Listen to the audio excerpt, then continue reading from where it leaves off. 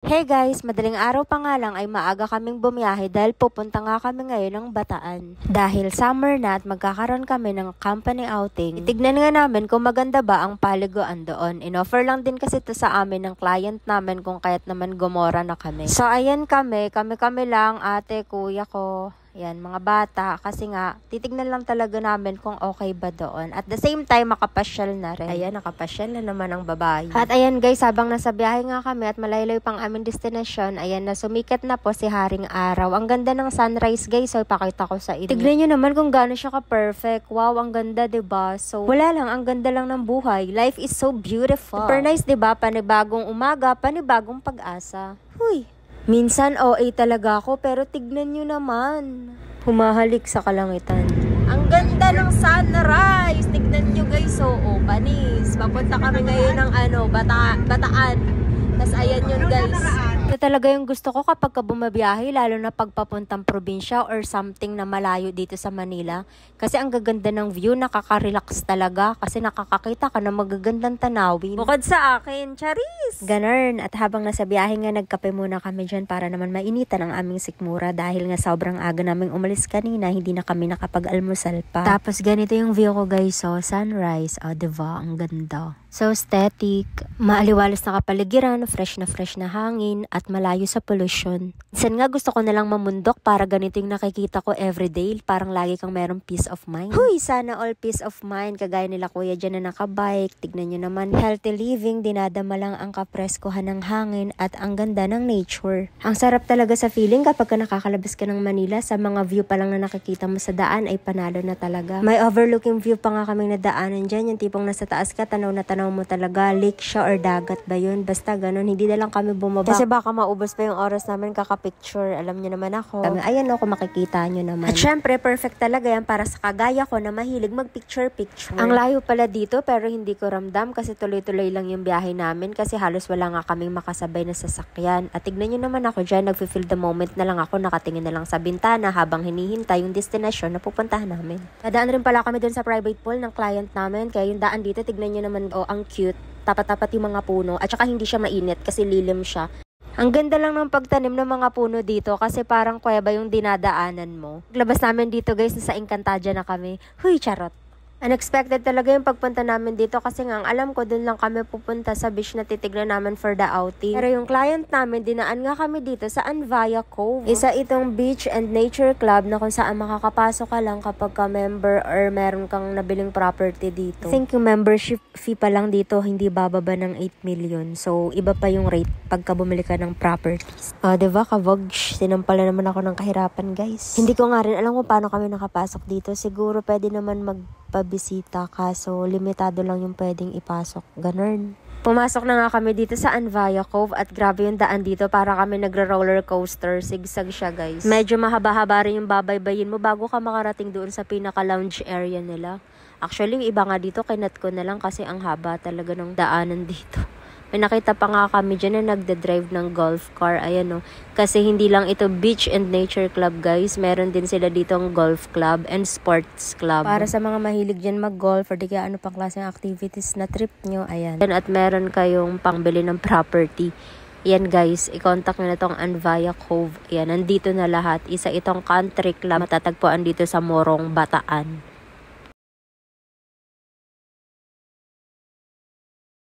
And finally nga, nandito na kami. Guys, nandito na kami sa hacienda namin.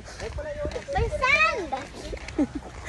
Grace, makikita nyo na napakalawak talaga dito. Pasensya na nga pala kayo kung ngayon ko lang kayo nadala dito. Kasi ito talaga yung tinatago ko sa inyong secret.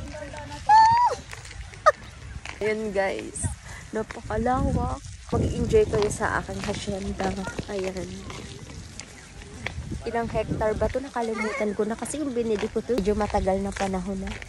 Tapos nasa likod yung aking mga bisita para tignan itong aking hacienda. Meron pang palake dyan guys. Pagka lumusong ka dyan, may makukuha kang ginto na isda. Welcome to my hacienda.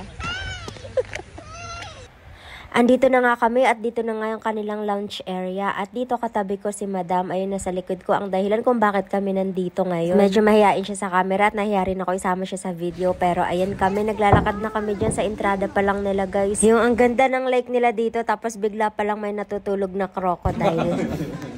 Yung lusong namin yung crocodile. Haha, joke lang. Then yung hallway nila dito, ang cute. Para kang naglalakad na nakaputing dress. Huy, para ikakasal ka lang. Ang imagination ng babae naglalakbay na naman. At ayan yung pinaka-lake nila guys. Oh, tignan nyo. Tinitignan nga yan ng mga chikitings. Parang gusto na nila mag-swimming. Diba? Ayan, papunta na kami dun sa loob. Di ko alam kung ano pa yung meron dun. So, let's go guys. At ayan nga yung mga bodyguard ko, ay mga kuya ko pala na nagpasimuna ng ocular visit na ito. Pero wala rin silang idea na makakapunta kami dito dahil nga po dinala lang kami bigla dito ng client namin. Tuloy-tuloy na nga kami sa loob at tara na guys, ipapakita ko na sa inyo yung hacienda ko na merong swimming pool. Huy, charot! Oh my gosh. Pagpasok nga namin sa loob, ang una kong napansin ay itong swimming pool nila na may pa-fountain. At mas nakaka-enjoy mag-swimming kapag ganito kasi parang umuulan lang.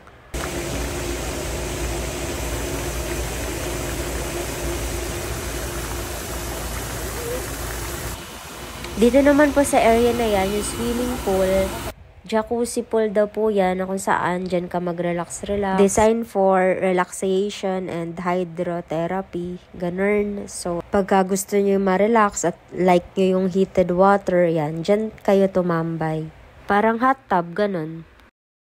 Dito naman tayo sa swimming pool na may slide at obviously sa pambata yan. At dito na nga nag-enjoy ang aking mga pamangkin na talagang gustong-gusto talaga mag-swimming. Kahit biglaan nga ito guys, nakapag-swimming pa rin talaga sila dito. Pero hindi ka basta makapag-swimming dito nang hindi ka naka-proper outfit. At ang ending, binilhan nga sila ni Ma'am Mai or ng customer namin ng kanilang pampaligo para makapag-swimming sila dito. Medyo pricey pa naman. Syempre, private resort to. Ito lang po, bawal lumabas. Pag naligo ka rin pala dito, hindi ka pwede lalabas-labas pasok ka sa swimming pool. Siguro para mapanatili talaga yung kalinisan ng swimming pool. At safe din yung anak mo kapag naligo kayo dito dahil nga may nakabantay. Ayan si kuya nakatutok talaga. Diba? Super enjoyable talaga yung mga kids.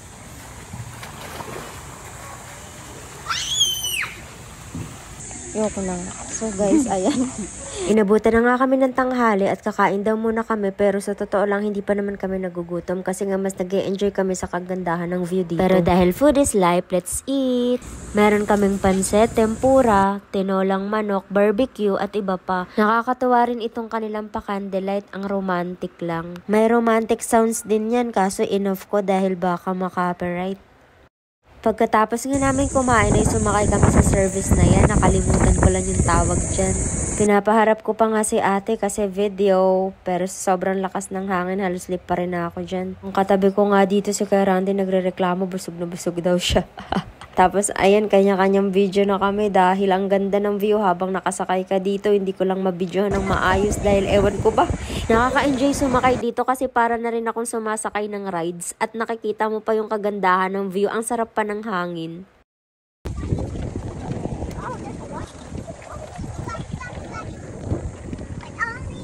Pagbaba nga namin dito, ayan, swimming pool na naman. Napakadami ng mga swimming pool dito. Tapos nag-e-enjoy na naman yung mga kids. Gusto na naman nila mag-swimming. Aba, ang ganda naman ng lugar na to at napakalawak. At bumili lang din sila dito ng ice cream guys. Tumambay lang kami dito saglit. Tapos yun na, bumalik na ulit kami doon sa pinuntahan namin. Pero ipakita ko muna sa inyo yung view dito para naman masatisfied din kayo. Wala, kahit mainit. Dali, video ko.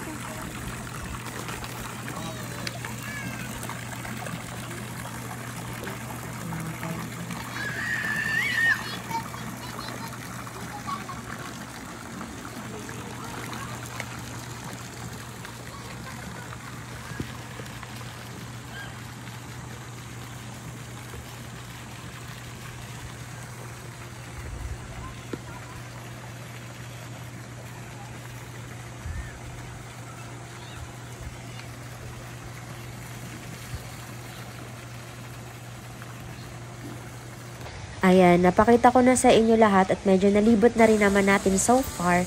Pupunta naman tayo ngayon sa dagat. Ito yung swimming pool na katapat lang ng dagat. Ngayon, lakarin natin yung dagat. Ayan yung kuya ko na feeling. And ayan si ma'am. Tapos ngayon, pupunta tayo ngayon ng dagat. Pakita ko sa inyo para naman masabi nyo kung okay ba dito. Pero guys, hindi kami dito magsiswimming ha. Dahil hindi po ito open for public, isa po itong private property. Yung swimming pool, syempre naka-face yan sa dagat. Lagi namang ganun, para mas maganda talaga yung view. Nilalakad ko na yan.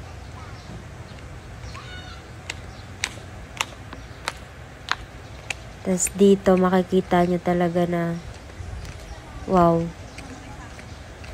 Life is so beautiful. Napakakalma. Ang kalma ng dagat dito, guys. Halos lahat nga ng tao dito, kalma lang. Parang kami nga lang dito yung maingay. Char. And wait, may mga afam daw dito. Sa driver natin ng yate.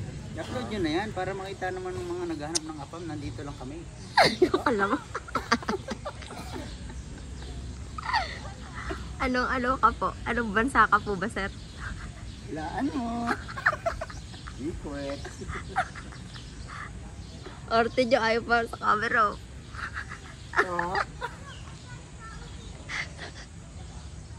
At ngayon, pupunta naman ako ng dagat para lakarin natin yung buhangin dito at makita natin yung dagat sa malapitan.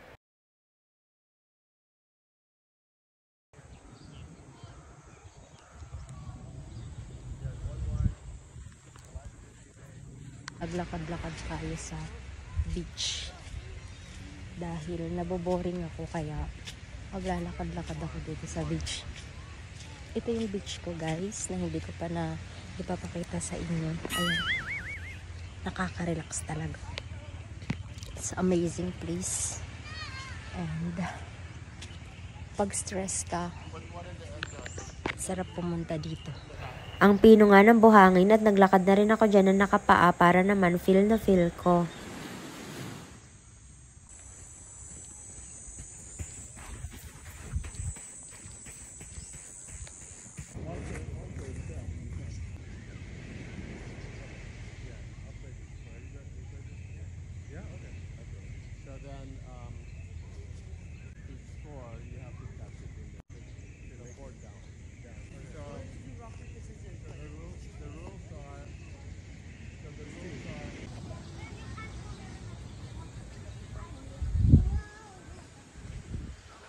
Pakita ko sa inyo yung dagat dito guys.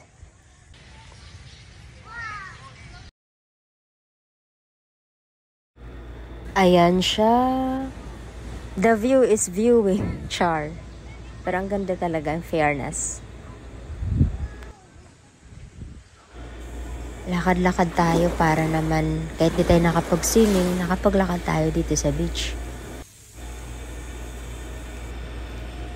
Ang ganda oh. Buti na lang maaliwalas din yung panahon ngayon. And ayan yung waves. Napakakalmado lang.